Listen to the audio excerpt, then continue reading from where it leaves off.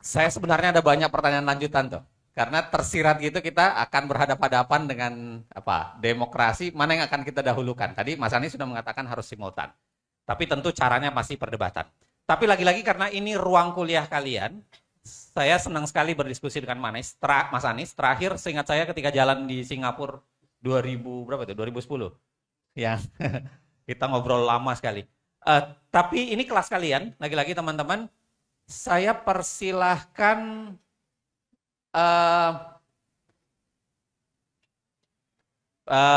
kita punya waktu sekitar 38 menit. Ya, 38 menit.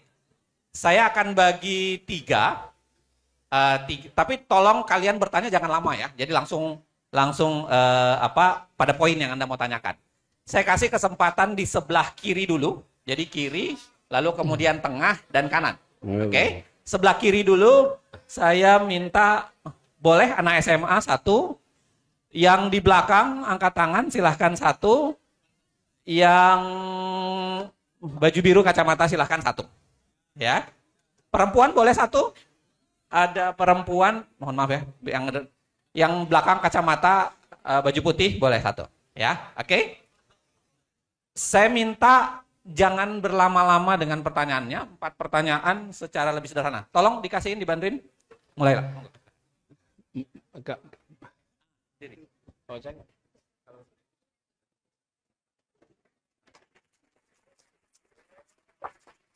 Biar mudah, yang tadi saya tunjuk langsung ke depan aja ke sini. Sekaligus langsung nanya ya. Oke, silakan. Nama dan pertanyaan. Jangan grogi, biasa aja.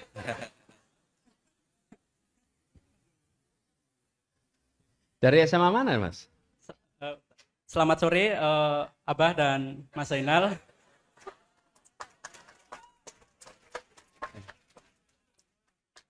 Perkenalkan, nama saya Fadil. Saya dari Madrasah Aliyah Negeri 4 Bantul. Saya kelas 12. Langsung pertanyaan, Mas. Pertanyaan saya adalah, bagaimana cara kita memastikan bahwa hukum benar-benar adil dan tidak memihak tanpa pandang bulu status sosial dan politik orang lain? Lalu juga bagaimana kita bisa memberdayakan rakyat supaya rakyat bukan hanya menjadi objek saat pemilu, tetapi juga menjadi aktor kritis yang turut membangun dan juga mengawal sistem negara hukum yang bersih dan berintegritas. Terima kasih. Makasih. Silakan. Yang kedua tadi, silakan, Dek.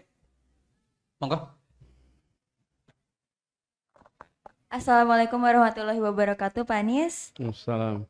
Perkenalkan, nama saya Siti Aisyah Olima Naifa, saya dari Fakultas FH UGM Angkatan 25. Panggilan?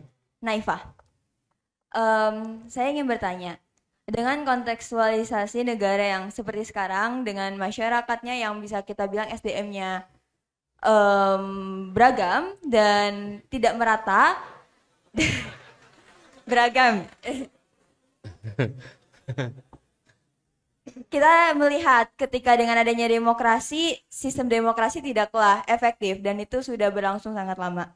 Menurut Bapak sendiri, jika Bapak diberikan suatu kesempatan yang apabila pemikiran Bapak semuanya itu akan tercapai dan semuanya akan terrealisasikan dengan sempurna secara idealisme, sistem pemerintahan seperti apa yang Bapak akan pilih dan cara-caranya itu akan seperti apa? Sekian, terima kasih. Oke, makasih. Monggo, Mas. Baik, terima kasih, Bang. Assalamualaikum warahmatullahi wabarakatuh, Pak Anies, ya, teman-teman sekalian. Saya Muhammad Daniel, Pak Anies. Tadi lengkap ada anak SMA, ada mahasiswa. Saya kebetulan pengajar di perguruan tinggi di Sulawesi Barat, Pak Anies. Namanya Daniel. Yes, Muhammad Daniel, Pak. Daniel, ya. Okay. Baik, karena Bang Uceng tadi nanti saya dimarahin kalau terlalu lama. Yang pertama, Pak Anies, mungkin ini Bang Uceng bakal marahin saya nih. Gimana pendapat Pak Anies soal eksistensi KPU sebagai regulator demokrasi kita? Boleh dikatakan seperti itu. Kenapa saya katakan seperti itu, Pak Anies? Karena kecenderungannya, kita kan sering dengar bahwa politik atau demokrasi yang baik salah satunya itu adalah mempertimbangkan faktor efisiensinya. Sementara KPU, ini mohon maaf, off ya, jangan sampai dimarahi KPU nih. Bahwa KPU, mohon maaf, itu dijadikan lembaga negara dari tingkat pusat, provinsi, kabupaten, yang kerjanya, mohon maaf, secara efektif kita lihat 5 tahun sekali, benar ya teman-teman ya. Jadi kira-kira menurut Pak Anies seperti apa desain arsitekturnya sehingga KPU ini atau penyelenggara pemilu ini itu bisa efektif, termasuk mungkin Pak Anies saya minta pendapatnya soal e-vote, e-voting. Ini yang selalu jadi awang-awang tapi tidak pernah terwujud.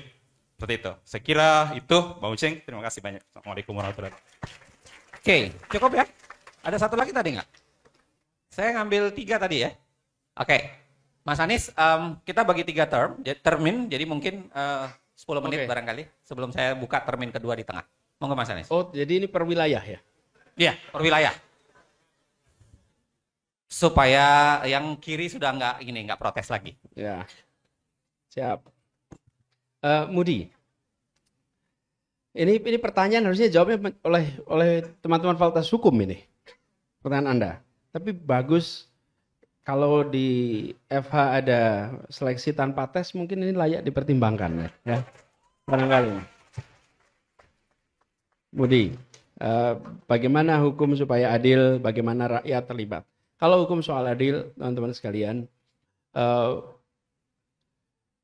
teman-teman di Fakultas Hukum lebih banyak mendiskusikan ini, tapi intinya adalah kita ingin agar institusi hakim memiliki ruang untuk independen yang sebenarnya.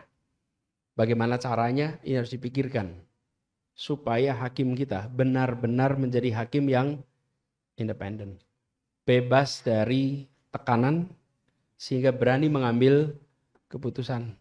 Saya menyaksikan dari dekat ketika proses kemarin itu ada.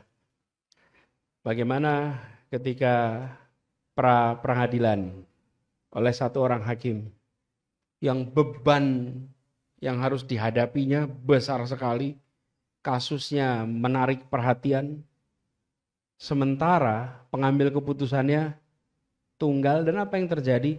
Kita semua menyaksikan antara apa yang disajikan di dalam argumen di ruang pengadilan dengan keputusan itu nggak ada sambungannya sama sekali. Dan itu sudah kita semua merasakan parah yang luar biasa. Jadi apalagi yang ke pengadilan berikutnya. Jadi menurut saya satu soal itu. Kemudian yang kedua mengenai bagaimana rakyat terlibat, teman-teman. Rakyat terlibat ini kita semua punya kewajiban moral. Siapa kita ini? Yang pada terdidik ini loh. Kaum terdidik seperti kita dapat kesempatan untuk sekolah, untuk kuliah, untuk bisa menjadi pemantik kemampuan berpikir kritis. Kemampuan berpikir kritis itu sangat dibutuhkan di dalam demokrasi kita. Dan bukan hanya demokrasi, di dalam kehidupan bangsa kita. Kemampuan berpikir kritis. Dan kemampuan berpikir kritis ini yang nanti akan membuat publik punya alat untuk terlibat. Karena ada kemampuan berpikir kritis. Nah, critical thinking teman-teman harus ditumbuhkan secara serius. Kalau saya boleh usul sesudah kuliah ini selesai, teman-teman serius cari secara digital saja materi-materi untuk menumbuhkan kemampuan berpikir kritis. Karena kemampuan berpikir kritis inilah yang akan bisa mendorong perubahan sistem. Yang tadi disampaikan oleh Pak Naifa pertanyaannya. Naifa. Tentang bagaimana kita mengubah. Teman-teman, sebelum kita mengubah, nomor satu adalah melihat apa yang kurang, teman-teman. Tapi kalau critical thinking tidak ada, maka proses yang sedang berlangsung ini akan dianggap wajar. Karena dianggap wajar dan tidak menghasilkan yang diharapkan, maka apa yang terjadi? Bongkar semuanya. Tapi kalau kita bisa memiliki kemampuan berpikir kritis, maka langkahnya decompose. Decompose apa? Menguraikan. Diuraikan variabel-variabelnya. Setelah variabelnya diuraikan, maka dilihat apa dampak dari tiap-tiap variabel. yang membuat sistem demokrasi kita ini tidak berjalan. Dan itu membutuhkan kemampuan berpikir kritis, menanyakan yang tidak ditanyakan. Menanyakan yang tidak ditanyakan. Jadi kalau ada pertanyaan misalnya, mengapa anggota DPR masa tugasnya 5 tahun? Mengapa presiden 5 tahun? Mengapa gubernur 5 tahun? Mengapa bupati 5 tahun? Kita harus punya jawabnya itu. Nah, kemampuan berpikir kritis itu mengajak kita bertanya hal-hal yang tidak ditanyakan. Karena itu mempengaruhi sekali perilakunya, teman-teman. Saya beri ilustrasi, teman-teman. Di sebuah negara yang mengadopsi demokrasi dengan pakai arsitektur, saya beri contoh satu saja, banyak tempat. Tapi contoh yang kira-kira semua kita tahu. Di Amerika Serikat misalnya. Kalau presiden berapa tahun? Berapa? 4 tahun. Benar, yakin? 4 tahun. Kalau anggota DPR? Anggota DPR? Kalau senator? Anda benar. Anggota DPR 2 tahun. Senator? 6 tahun. Presiden? 4 tahun. Kenapa? Yang 2 tahun itu dirancang secara institusional untuk menjadi politisi. Yang dia harus nurut dengan kemauan konstituen. Karena 2 tahun, meleset sedikit bisa nggak dipilih lagi nih. Oke? Yang 6 tahun dikasih ruang panjang untuk dia bisa menjadi negarawan. Sehingga dia cukup waktu untuk mengambil keputusan yang belum tentu sama dengan aspirasi konstituennya. Presiden harus diantaranya, diantara politisi dan negarawan. 4 tahun. Jadi ketika merancang itu dibayangkan perilaku apa yang akan muncul dari durasi masa tugas ini ya. Durasi masa tugas saja dipikir. Ini yang maksud saya tadi, kemampuan berpikir kritis. Ketika kita menengok sistem kita, critical thinking ini dibutuhkan. Tanpa critical thinking maka kita tidak akan menemukan ruang-ruang untuk improvisasi. Critical thinking adalah hulunya kreativitas. Dan kreativitas lanjutannya adalah inovasi. Nah, kreativitas di dalam konteks sistem demokrasi adalah kemampuan kita untuk bisa mengatur aturan main agar semua orang mengejar kepentingan kelompoknya dengan cara menguntungkan kepentingan publik. Di situ kemudian kita koreksi. Jadi, ini menjawab dua-duanya nih, Mudi sama Naifa. Menurut saya harus ada satu task force yang diberi waktu cukup untuk mereview arsitektur demokrasi kita, di mana kurangnya, di mana ruang harus dikoreksi, yang kemudian ini dibawa ke dalam proses politik. Tapi jangan ide-ide yang lepas seperti tambal sulam. Misalnya gini, ini kita mengalami. Kenapa pilkada diserempakkan? Saya pada waktu itu masih penasehat di UNDP untuk desentralisasi dan otonomi daerah. Waktu itu, tim di Kementerian Dalam Negeri, di sekitar tahun 2000, antara 2005 sampai 2010, itu berpandangan, sampai 2012 kira-kira, berpandangan bahwa pilkada ini terjadi tiap 2 minggu. Sehingga merepotkan. Kira-kira benar nggak pilkada terjadi tiap 2 minggu, teman-teman? Pilkada itu tiap 5 tahun. Orang Jakarta yang merasanya tiap 2 minggu. Kata pemerintah pusat, penyelenggaraan pilkada tiap 2 minggu. Tapi tiap daerah, apa yang terjadi? Dikelompokkan. Waktu itu menjadi 3 siklus. Setelah 3 siklus, akhirnya menjadi 1 siklus. Teman-teman, terjadi perubahan apa perilakunya? Wih, banyak sekali yang berubah di situ. Dari dominasi isu daerah menjadi isu nasional. Karena semua mengalami yang sama. Ini yang disebut sebagai staggered election berubah menjadi congruent election. Pemilu yang terpisah menjadi pemilu yang bersama. Begitu pemilu bersama, maka tema akan tergeser. Jadi kalau menurut saya langkahnya, Naifa, adalah buat tim untuk mereview arsitektur demokrasi kita lengkap, mana yang harus diperbaiki. Tapi jangan tambal sulam. Jangan tambal sulam itu artinya, wah lagi kepengen memperbaiki masa jabatan, yuk diperpanjang yuk. Gitu. Terus lagi pengen perbaiki tugas ini, yuk dibuat 3 periode, itu tambal sulam. Harusnya secara komprehensif. Daniel, Pak Daniel, soal KPU lembaga negara. Lagi-lagi di sini soal KPU menurut saya memang harus ada keseriusan untuk reform di penyelenggaraan ini. Terutama sampai di level grassroots. Teman-teman, itu yang menghitung suara DPRD kita, itu adalah petugas-petugas KPU yang kita tidak pernah tahu kompetensinya, kita tidak pernah tahu latar belakangnya. Kalau yang di nasional ditonton semua orang. Proses seleksinya kita lihat, tapi begitu sampai kepada yang level eksekusi, wah di situ ada keseriusan ruang yang harus ruang kelemahan yang membuat begitu banyak transaksi suara DPRD yang terjadi secara masif di sana sini. Dan itu penyimpangan yang tidak pernah disorot oleh publik. Kalau Pilpres, calonnya 3 paling. Semua menyorot.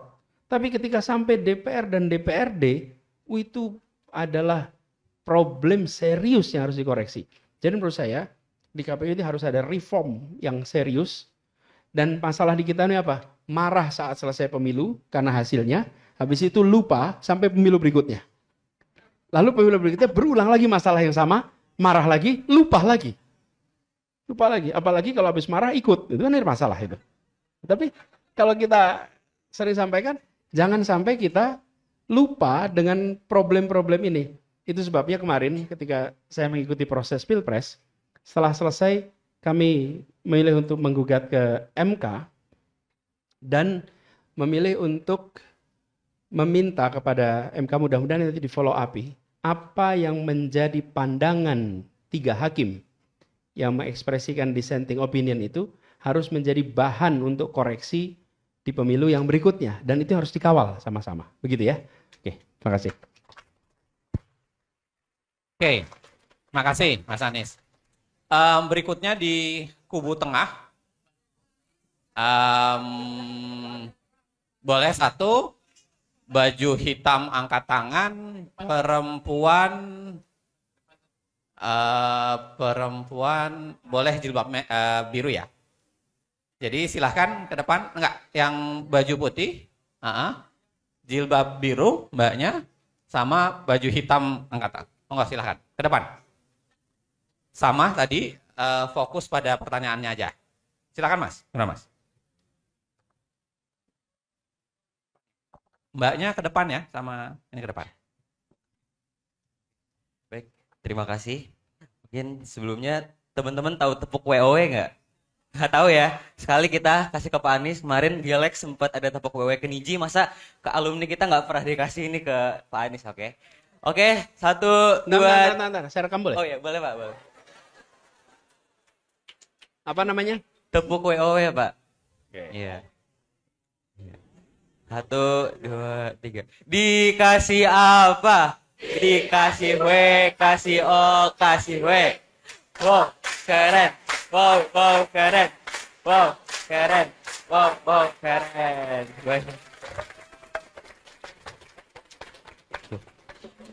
Baik, terima kasih Pak Anies. Saya sangat tidak nyangka bisa ngomong di sini. Alhamdulillah akhirnya dari pertemuan Pak Anies dengan Mas Coki, Mas Panji, dari podcast ada akhirnya bisa kumpul dengan di sini lagi dengan anak-anak GM.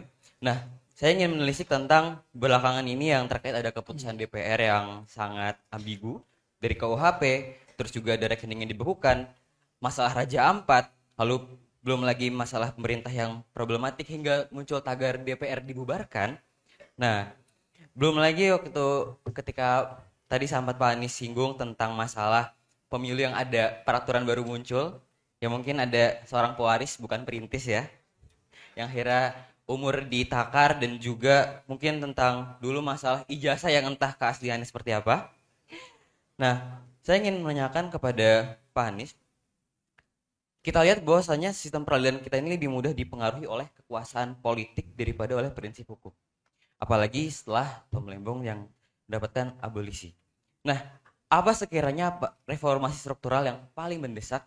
Apakah mungkin ada kesempatan juga di ke depan Pak Anies akan maju? Namun sebelum ke sana, ada masalah yang lebih penting, kita mundur kepada grassroots. Yang dimana ternyata lebih parah, yang kita tahu bahwasanya ternyata kebodohan dipelihara. Ketika ditanya memilih apa? Gak mau pasti kasih uang, oke gas. Nah, gitu. Lalu kebebasan bersuara pada akhirnya tidak menyelesaikan konflik karena dari dasar saja belum bisa naik ke atas gitu Pak. Kalau misalkan ketika ada isu, tiba-tiba ada artis yang cerai.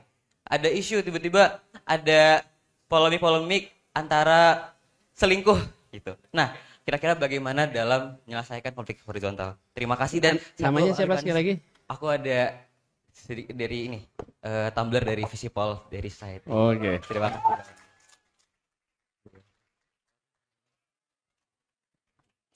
Namanya siapa? Rashid. Rashid. Rashid. Terima kasih. Sama kita. Nanti tidak akan dipanggil Abah balik. Enggak. Monggo silakan tadi yang silakan Pak. Maaf.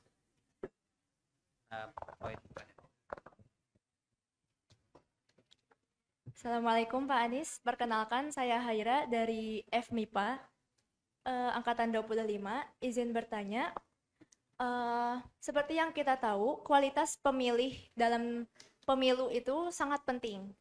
Dan pertanyaan, sebentar Pak, dan seperti yang Bapak tahu, melihat kritik dari seperti yang dikatakan oleh Socrates dalam kritik Socrates tersebut, pada demokrasi ini kita memerlukan upaya untuk memperbaiki kualitas pemilih dari berbagai segi, termasuk pemerintahannya juga dari segi politik, hukum, sosial, budaya, dan juga sosial. Nah, pertanyaan saya adalah, apa pandangan Bapak dalam melihat kritik ini terhadap praktik demokrasi yang ada di Indonesia? Serta apa supaya atau solusi terbaik untuk memperbaiki sebuah sistem demokrasi dengan kualitas manusia, baik pemilih maupun pelaku, yang dirasa masih kurang untuk saat ini? Kalau pandangan Haira gimana? Saya belum. Kan Saya pertanyaan belum. itu muncul karena observasi kan? Iya. Apa yang Haira observasi apa? Ini pertanyaan menarik ini. Yang Haira observasi apa? Yang saya lihat contohnya seperti beberapa orang yang berkubu dalam ketika pemilihan. Ada orang yang berkubu menjadi anak abah dan juga mohon maaf Pak, secara ekstrimnya ada orang yang memilih dua kubu secara khusus. Kemudian mereka berdebat dengan hal yang kurang relevan dengan aspek pemilihannya.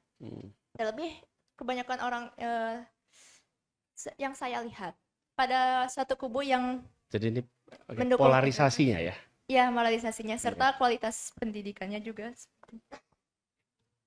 Oke, sip. Makasih ya. Silakan, Mas. Baik, terima kasih atas kesempatan yang diberikan. Sebelumnya perkenalkan, nama saya Rajabul Amin. Bisa dipanggil Abul. Berjumpa lagi dengan Abah kemarin di JSC yang berbicara mengenai pendidikan. Hari ini kita berbicara mengenai kondisi demokrasi di negara ini.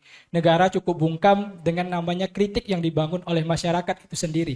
Baik berupa seni, tulisan maupun apapun itu berupa sangat krusial bagi negara ini. Sementara menurut Alexis de Tocqueville menegaskan bahwa demokrasi hanya hidup jika ruang kritik diberlakukan. Tapi nyatanya di negara Indonesia, khususnya di negara Konoha ini, kritik yang dibangun oleh masyarakat itu sangat dibungkam oleh pemerintahan yang terjadi pada pemerintahan sekarang ini. Bagaimana memastikan bahwa demokrasi di Indonesia bukan sekedar prosedural, melainkan substansional yang menegakkan kebebasan di tengah kecenderungan negara yang membungkam kritik kepada masyarakat itu sendiri. Selanjutnya, kalau berbicara mengenai waktu, tadi Pak Anies berkata bahwa aturan itu akan diubah mengikuti waktu. Sesuai dengan diktum dari Khalil Gibran, tempora muntantur etnos muntabur in illis. Waktu itu berubah, kita pun berubah mengikuti waktu. Namun di negara ini, demokrasi yang kita lihat, bagaimana demokrasi tidak diperhitungkan bagi masyarakat itu sendiri. Apakah negara ini sudah tidak berdemokrasi lagi?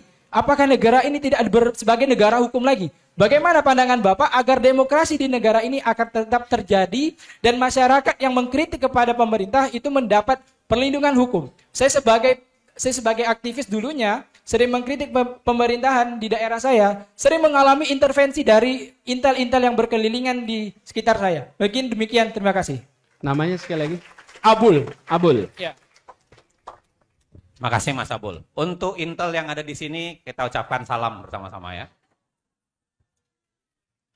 Mas Anies ada 3 pertanyaan. Monggo, Ya. silahkan. Ngomong-ngomong Intel, tadi saya kan ke Purworejo, Mas. Ah. Pas Purworejo rupanya banyak juga petugas-petugas preman yang mengikuti. Jadi sudah acara selesai, saya bilang, Mas, ini kumpul-kumpul, kita foto bareng yuk. Gitu. Jadi malah saya ajak foto bareng sekalian gitu. Daripada, toh mereka lagi menjalankan tugasnya. Betul, gitu kan. betul. Jadi ini satu fenomena menurut saya yang sayang-sayang membuang sumber daya. Kenapa? Karena sumber dayanya bisa digunakan untuk yang lebih baik. Itu lebih penting. Tapi nanti itu tema tersendiri dah. Kalau ada kuliah lain soal demokrasi dan kebebasan berbicara. Abul soal kritik dibungkam, Haira soal tingkat pendidikan, polarisasi, perbedaan, dan Rashid soal reformasi struktural. Gini, terkait sama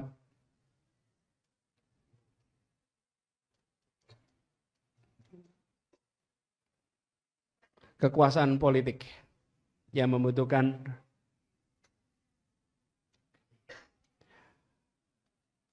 perubahan struktural. Teman-teman, di dalam percaturan ide, kita harus cukup terbuka untuk mengatakan semua ide layak diuji dan tidak boleh kita klaim sebagai yang paling benar. Sehingga ketika kita bicara tentang reformasi struktural, apa yang dibutuhkan untuk memastikan kekuasaan politik ini menjaga demokrasi, ruang kebebasan yang terus terbuka, kemudian Dewan Perwakilan Rakyat yang terus mandiri, ruang untuk yudikasi yang terjaga, itu adalah bagian dari keharusan yang muncul kalau reform ini dikerjakan. Kita lihat DPR sekarang. Teman-teman, ada banyak PR di situ, teman-teman. Banyak sekali PR. Bagaimana kita melihat DPR ke depan. Kita masih mau meneruskan pola selama ini, di mana DPR adalah kepanjangan tangan partai, atau kita mau menempatkan DPR sebagai kepanjangan tangan konstituen. Ini reform struktural yang harus dikerjain. Kalau dia kepanjangan tangan partai, maka anggota dewan lebih taat dan turut pada apa yang menjadi keputusan partai. Kalau dia menjadi kepanjangan tangan konstituen, maka dia akan lebih turut pada konstituen. Ini reform struktural yang harus serius dikerjakan nih. Kalau tidak, kita akan mengalami stagnansi di sini. Jadi saya melihat Rosid, keseriusan untuk melakukan ini itu harus dimulai sekarang. Kenapa? Ini 25 tahun sesudah demokrasi berjalan. Kita sudah punya praktek demokrasi yang bisa ditelisik masalahnya. Dan harus terbuka untuk memperdebatkan semua ide.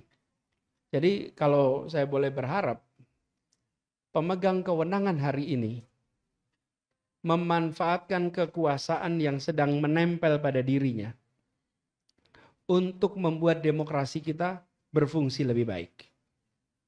Dan itu artinya mau melakukan reform. Biasanya teman-teman, biasanya yang berani melakukan reformasi total itu adalah leadership yang tidak berhadapan dengan pemilu. Kenapa? Karena dia tidak punya beban konsekuensi elektoral. Siapa leadership yang tidak berhadapan pemilu?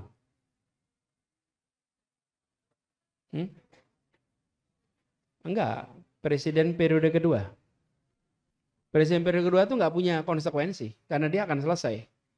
Di situ adalah momennya melakukan reformasi yang mendalam, jauh, dan punya ongkos yang besar. Ongkos politik besar, karena dia harus menanggung ongkos politik lagi. Reformasi penegak hukum, reformasi terkait pengadilan, reformasi struktural terkait dengan dewan, reformasi terkait dengan partai. Itu semua bisa dikerjakan. Kenapa? Dia tidak berhadapan lagi dengan konsekuensi elektoral. Nah, saya melihat sekarang ini momentum melakukan itu. Kenapa? Karena kewenangan yang menempel sekarang itu diiringi dengan kekuatan di dewan yang cukup dominan. Kalau itu kan 80% ikut. Kalau itu dipakai untuk melakukan perubahan struktural yang serius, maka itu akan menjadi legacy yang luar biasa untuk Indonesia. Karena mendadak kita akan punya reform di dewan, reform di penegak hukum, reform di semua aspek. Ini adalah golden opportunity. Dan saya melihat opportunity itu ada hari ini untuk melakukan itu. Mudah-mudahan dipakai. Akhirnya soal polarisasi, kualitas pendidikan. Teman-teman, gini teman-teman. Saya, walaupun Haira tidak mengatakan ini, tapi saya sering mendengar pemilu dan perpecahan. Perpecahan itu fase paling ujung, teman-teman. Dalam pemilu itu bukan perpecahan sehingga terjadi. Gini teman-teman. Polarisasi kalau diteruskan menjadi friksi. Friksi kalau diteruskan menjadi konflik. Konflik kalau diteruskan menjadi pecah. Oke?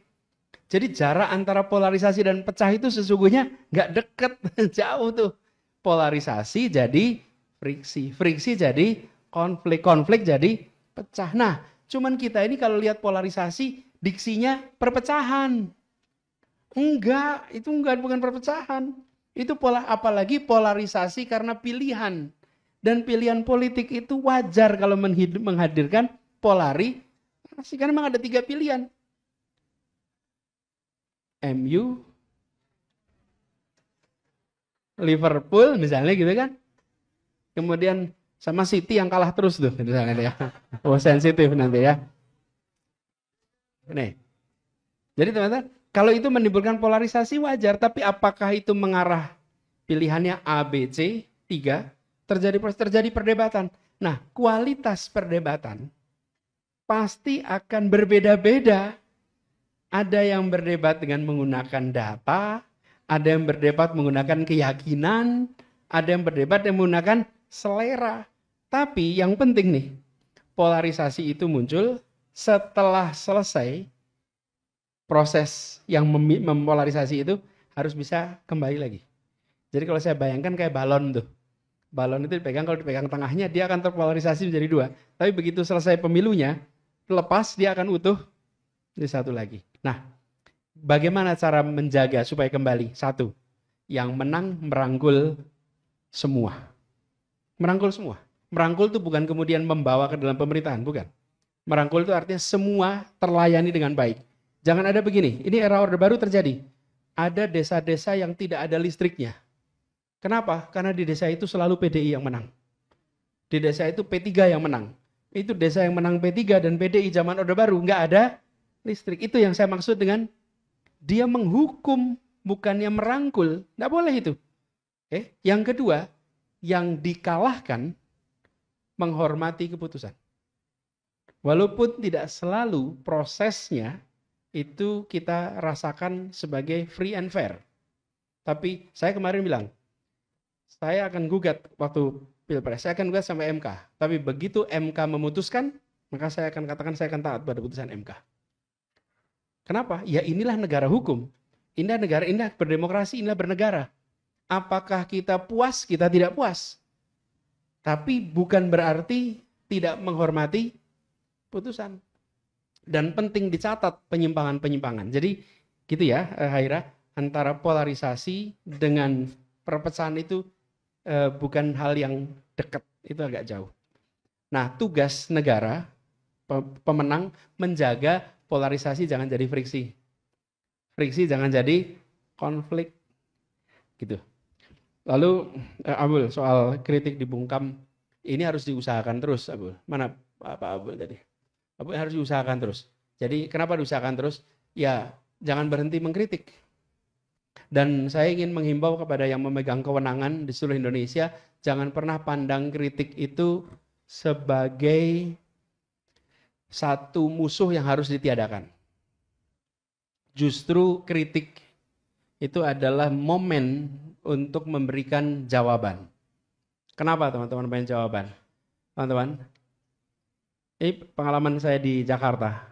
Kami sering berterima kasih sekali dengan hal-hal yang oleh buzzer-buzzer. Waktu itu eranya buzzer luar biasa.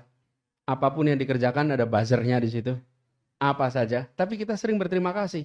Justru dengan munculnya itu membuat kita punya ruang untuk melakukan penjelasan yang didengar publik. Itu kesempatan bagi negara, bagi pemerintah, ya kesempatan emas itu untuk menjelaskan. Kenapa? Karena antara yang bersuara dan yang mendengarkan jauh lebih banyak yang mendengarkan. Banyak yang tidak tahu ketika, ini seperti contoh nih, Jakarta ini sumur resapan sempit ramai. Ketika diramaikan sumur resapan, yang meramaikan dengan penjelasan kita, apa yang terjadi? Awam yang tidak pernah mengikuti, tidak pernah tahu soal itu, justru mereka menjadi mendengar karena itu diangkat sebagai kritik. Jadi begitu diangkat sebagai kritik itu ruang untuk kita menjawab. Dan itu yang disebut sebagai mencerdaskan kehidupan bangsa. Kalau Abul mengkritik pemerintah, lalu pemerintah menjawab, lalu Abul mengkritik lagi, pemerintah menjawab lagi. Apa yang terjadi? Audiens di sini semuanya mendengarkan dan semuanya tercerdaskan. Itulah demokrasi. Jadi, apa yang disebut sebagai kritik itu adalah amunisi sebetulnya bagi negara. Karena negara punya loudspeaker lebih besar. Nah, cuman ada syaratnya nih. Syaratnya apa? Kebijakannya dibuat menggunakan data. Oke, menggunakan data. Kemudian kedua, kebijakannya menomorsatukan kepentingan umum. Yang ketiga, kebijakan yang menggunakan akal sehat. Yang keempat, kebijakannya merujuk kepada aturan main yang jelas. Jadi, kesimpulan saya, pemerintah yang anti kritik adalah pemerintah yang sedang membuat kebijakan tidak masuk akal. Karena itu dia anti kritik. Bikin proyek yang tidak ada visibility study-nya. Nah, itu anti kritik tuh. Tapi kalau ada visibility tadinya, dia akan hadapin kritik itu. Tapi kalau tidak ada data, tidak ada akal sehat, dia akan anti kritik. Jadi teman-teman, dorong untuk selalu ada kritik, sambil dorong kebijakan itu disusun dengan akal sehat. Itu kira-kira. Makasih. Oke. Makasih Mas Anies. Contoh sederhananya barangkali 50 juta yang dikali 26 hari. Nah, kira-kira ya. Itu nggak jelas hitungannya sebenarnya. Itu apa ya itu ya? Hah? Itu apa itu, Pak? Nggak tahu. Nanti aja lah ceritanya. 3 lagi jilbab warna pink, lalu kemudian depan batik yang berdiri ini, dan yang terakhir saya kasih perempuan lagi ya, yang jilbab hitam. Silahkan ke depan ya. Ke depan 3 orang. Ayo monggo, Mbak. Di sini aja. 1 orang tadi. Oke. Duluan aja dia ya, nggak apa-apa ya, duluan. Langsung ke pertanyaannya aja. Silakan Mas. Kayaknya sampean udah ya waktu Rocky Gerung. Nggak. Saya nanti ganti ya. Maaf. Baru udah. Monggo deh, monggo sih. Biar makin banyak yang bisa bertanya. Iya, tapi orang yang sama. Silakan. Langsung pertanyaannya aja. Perkenalkan, nama saya Judith Egalita Adlia. Saya dari Fakultas Filsafat. Panggilannya apa panggilannya? Judith. Judith. Ya. Sebenarnya saya mau menyampaikan pesan dari Pak Wanto Tirta, tapi ke pertanyaan dulu. Oh. Dari Aji Barang, Pak. Oke. Oke. Jadi belakangan ini saya melihat berita bahwa gaji DPR dan tunjangannya itu mencapai ratusan juta rupiah. Sedangkan gaji dari guru honorer tak sampai, bahkan jauh lebih sedikit daripada gaji DPR. Padahal sebagai guru, terutama guru honorer, juga sama-sama bekerja untuk mengabdi kepada negara. Nah, pertanyaan saya, Pak, apakah adil bahwa gaji dari guru honorer yang tak seberapa dengan gaji dan tunjangan DPR yang melejit seperti itu? Terima kasih. Pak Wanto, Pak.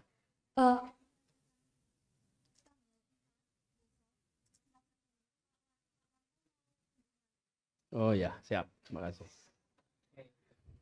Terima kasih, Judith. Oke, terima kasih atas kesempatannya.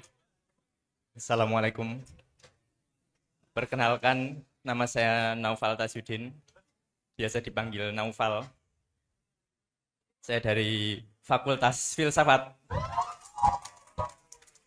Saya maba dan ini yang di depan ini teman-teman saya semua ini. Ini mahasiswa baru? Gimana? Mahasiswa baru? Ya. Jadi pertanyaan saya adalah apa motivasi yang boleh Bapak Anies berikan kepada generasi yang nantinya akan memimpin masa depan Indonesia supaya memiliki rasa bangga karena telah ditakdirkan oleh Allah sebagai WNI. Dan juga kemudian apakah ada jalan pikiran yang bisa membuat kita tetap optimis dan selalu berprasangka baik terhadap pemerintah yang sudah terlanjur menjabat dan memajaki warga. Begitu saja pertanyaan saya. Terima kasih. Pertanyaanmu filosofis sekali. Iya, benar. Filosofis tapi sempit. Cek. Assalamualaikum Bapak. Perkenalkan, nama saya, maaf Pak, nervous Pak. Nama saya Mayola Oktavia, saya anak daerah dari Provinsi Bengkulu Pak. Saya mahasiswa Magister Hukum Bisnis dan Kenegaraan, konsentrasi kenegaraan. Saya mau tanya Pak, sebagai warga sipil berkaitan dengan judul kita pada sore hari ini, masa depan pemerintahan negara hukum dan demokrasi. Saya mau tanya sebagai warga sipil, apa tanggapan Bapak mengenai mosi yang sedang happening? Apakah Bapak setuju atau tidak dengan pembubaran DPR? Terima kasih. Oke, monggo Mas Anies. Silakan.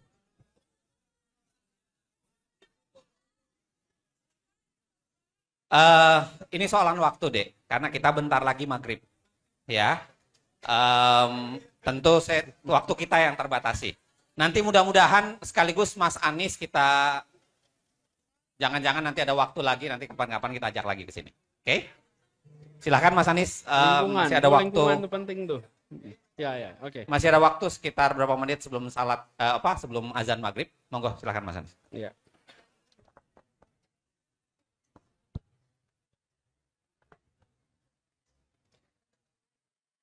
Gini, saat ini teman-teman, kita tolong.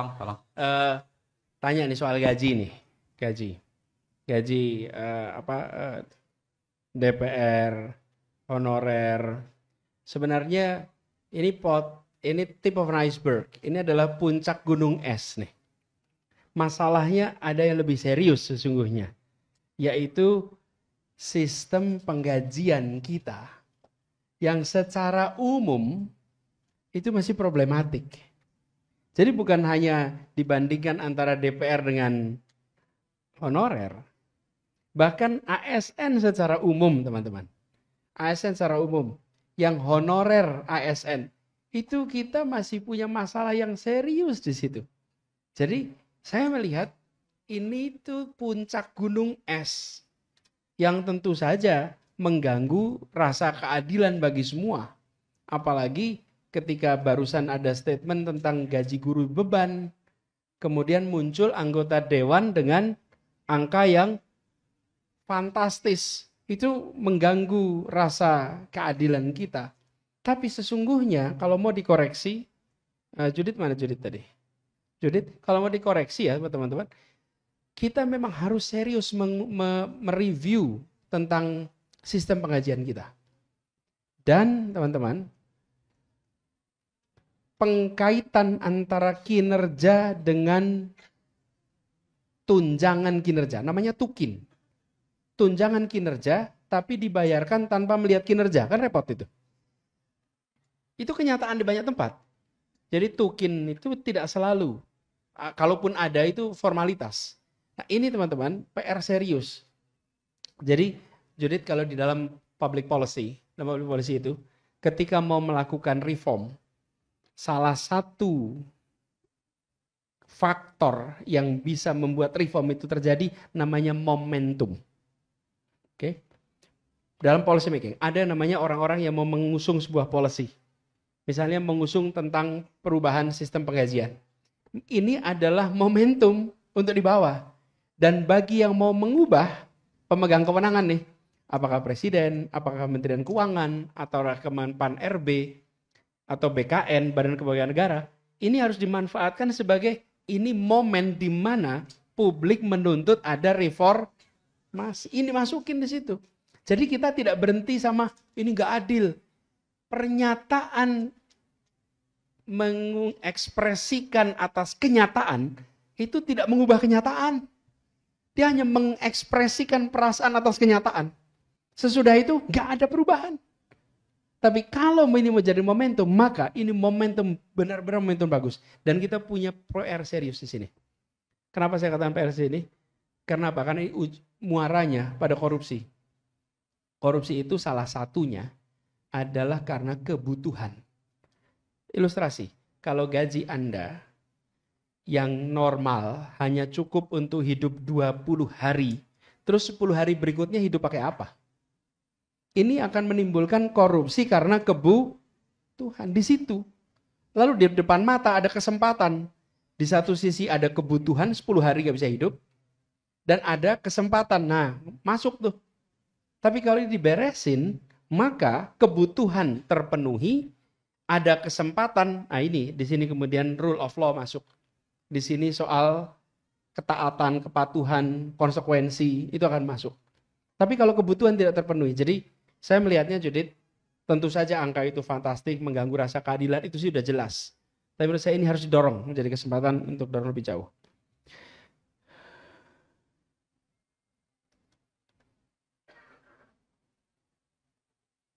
Mayola, Octavia mana tadi Mayola? Malah Mayola tadi tanggapan tentang, oh ya, Bengkulu. Pertanyaan tentang mosi pembubaran DPR. Kalau di sini gimana nih? Hah? Iya. Ya itulah tadi maksud saya. Kalau kita melihat ada masalah, maka koreksi masalahnya. Oke, jangan ditinggalkan, dibongkar begitu saja. Harus dikoreksi. Tadi saya katakan reform. Reform paling sederhana. Bahkan teman-teman, ini Pak Uceng, saya itu pernah menulis Pak Uceng di Kompas tahun 2002. Judulnya voting tertutup tanda pengecut. Kenapa? Karena ini reform. Voting itu dilakukan secara tertutup. Dan kita ini punya pandangan yang namanya voting dan musyawarah itu sifatnya substitutif. Apa sifat substitutif? Artinya begini, kalau bisa musyawarah nggak usah voting. Sehingga dia fungsinya substitusi. Musyawarah itu menggantikan voting. Sesungguhnya bagi Dewan Perwakilan, yang namanya voting dan musyawarah itu sifatnya komplementer. musyawarah tetap dilakukan, deliberasi ada, perdebatan ada, sesudah itu dilakukan voting. Apa yang terjadi di MK itu contoh bagaimana musyawarah dengan voting itu sesuatu yang sifatnya komplementer. Nah, tapi Dewan Perwakilan kita semua itu dikerjakan sebagai substitutif. Kalau sudah musyawarah tidak perlu voting. Apa konsekuensinya? Kalau misalnya Mayola adalah anggota dewan dari Bengkulu, saat dia pulang ke konstituennya, dia tidak punya yang disebut sebagai voting record. Ketika ditanya, Anda dalam urusan undang-undang A milih setuju apa tidak? Dia tidak bisa jawab. Undang-undang B tidak bisa jawab. Kenapa? Dia tidak punya voting record di situ. Sementara sebagai anggota dewan, dia harus pulang ke konstituen dan harus menunjukkan, ini loh rekam jejak saya sebagai wakil Anda. Ini salah satu contoh reform yang harus dikerjakan. Kalau voting ini diubah menjadi terbuka dan tercatat, dan semua urusan selain musyawarah mufakat juga voting, maka kita akan punya rekaman. Ditambah lagi, pandangan umum sebaiknya jangan voting, selalu musyawarah. Seakan-akan voting itu sesuatu yang berbahaya. Bukan. Voting itu justru menjadi catatan bagi setiap anggota dewan. Di sini posisi saya di dalam isu A, B, C, D. Sehingga pulang ke konstituen itu bisa menjawab. Hari ini tidak bisa. Itulah sebabnya saya katakan tadi, reform struktural di sini itu mendasar. Tapi jangan buru-buru kemudian idenya justru ini harus diperbaiki. Dan kalau itu diperbaiki, saya yakin nanti kita akan bisa menggeser dari DPR yang sekedar taat kepada arah partai menjadi DPR yang turut kepada kemauan rakyat. Ini PR, teman-teman. Noval, wah ini pertanyaannya nih, bagaimana terus mencintai Indonesia? Kira-kira gitu kan? Mana Noval tadi? Kemudian bagaimana terus bangga Indonesia? Motivasi untuk generasi baru. Teman-teman yang berada di sini, Anda bangga nggak sih jadi orang Indonesia? Dulu. Ya. Indonesia kita ini naik turun teman-teman suasananya. Suasana hati kita juga sering begitu, bukan? Anda mencintai seseorang. Misalnya, cinta itu konstan tidak? Ada masanya Anda berkurang, ada masanya naik. Ngalamin gak tuh? Ngalamin. Dalam hubungan kan begitu, bukan? Ada masa dinamis gitu. Tapi apa kemudian Anda putus? Ada sih. Ada. Ya. Nah, teman-teman, jadi saya ingin sampaikan teman-teman, ada masa di mana suasana Indonesia tidak seperti yang kita inginkan. Nah, kalau kita melihat begitu, bagaimana kemudian kita menjaganya? Kalau saya pribadi nih, saya akan menengok ke masa lalu Indonesia. Ketika tengok ke masa lalu, waduh, masalahnya lebih berat daripada kita sekarang. Serius. Coba, ini saya pribadi ya, bukan saya anjuran teman-teman, saya sendiri. Ketika menengok suasana ini, satu ketika saya ditanya pertanyaan begini dalam sebuah acara diskusi di Bandung. Lalu saya ingat ibu saya dulu kuliahnya di Bandung, di Unpad. Beliau itu dari rumahnya di Kuningan. Kuningan itu kabupaten di kaki Gunung Ciremai. Beliau itu cerita kalau mau berangkat ke Bandung habis libur, habis pulang kampung, itu nggak berani naik bis malam hari. Harus naik bisnya siang. Kenapa? Karena sepanjang jalan banyak begal, banyak pemberontakan DI yang waktu itu semuanya bisa terjadi. Dan hari ini berangkat kapan saja, jam berapa saja merasa aman. Jadi saya kira setiap masa itu punya tantangan yang membuat kita merasa negeri kita kok belum seperti yang kita harapkan ya. Tapi perubahan itu terjadi. Walaupun antar generasi beda tantangannya.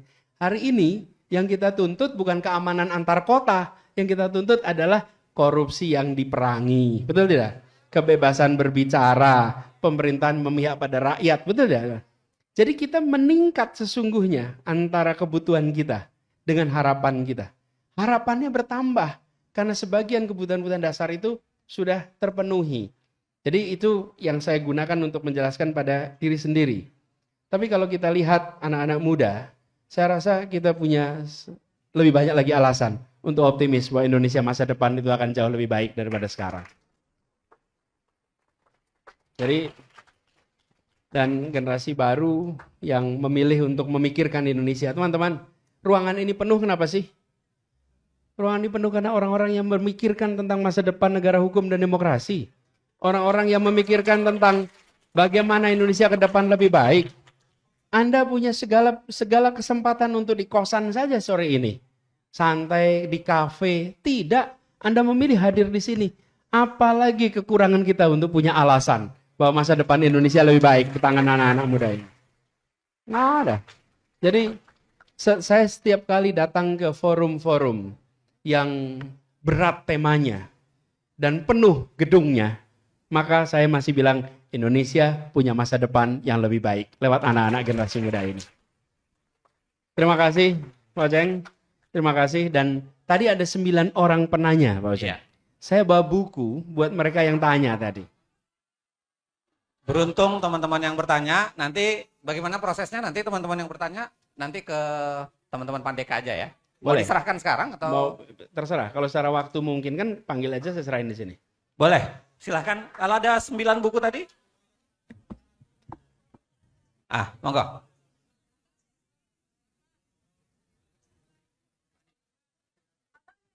Waktunya udah maghrib. Silakan teman-teman sekalian yang tadi bertanya. Sebelum saya juga mau rekam nih begini-begini nih. Sebelum Mas Anies ngasih ini nih, saya mau bilang begini, teman-teman sekalian, saya paham betul, teman-teman pasti banyak sekali pertanyaan yang mau disampaikan, banyak pandangan yang mau disampaikan, tapi tolong begini, ini soalan waktu, dan kalau teman-teman melihat Mas Anies, jangan dilihat hanya sekedar apa yang dia sampaikan hari ini. Lihatlah Mas Anies sudah pernah mengerjakannya ketika menjadi menteri, pernah mengerjakannya menjadi gubernur. Yang mungkin akan kita tunggu adalah konsistensi di tahun-tahun berikutnya. Dan kita berdoa mudah-mudahan konsisten. Ya, Mas Anies, betul. Dan ini, Uceng, kalau boleh saya share sama teman-teman di sini. Teman-teman, saya setiap kali datang ke kampus, teman-teman. Walaupun ini kelihatan kayak nostalgic ya, teman-teman. Tapi setiap datang kampus itu saya ingat ketika masa saya dulu kuliah di sini. Duduk di depan, bahkan seperti Anda nih, lesehan begitu. Waktu itu datang pembicara-pembicara dari Jakarta, kita duduk di depan. Lalu ikut jadi moderatori. Apa yang terjadi teman-teman? Yang terjadi itu adalah rangsangan gagasan terus-menerus. Yang tanpa kita sadari, itu menumbuhkan curiosity, keinginan tahu. Keinginan tahu itu tambah. Dan dari curiosity itu muncul kemudian tadi pertanyaan-pertanyaan, dan pertanyaan itu dari critical thinking. Jadi saya ini senang sekali kalau kembali ke kampus, apalagi kembali ke kampus yang dulu menjadi kampusnya sendiri.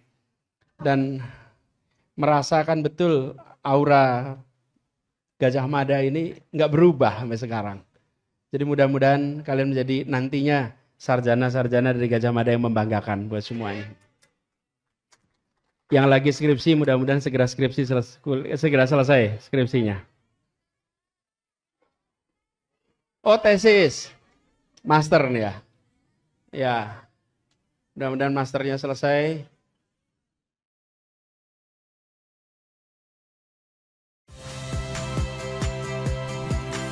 Saya Fili Reabella.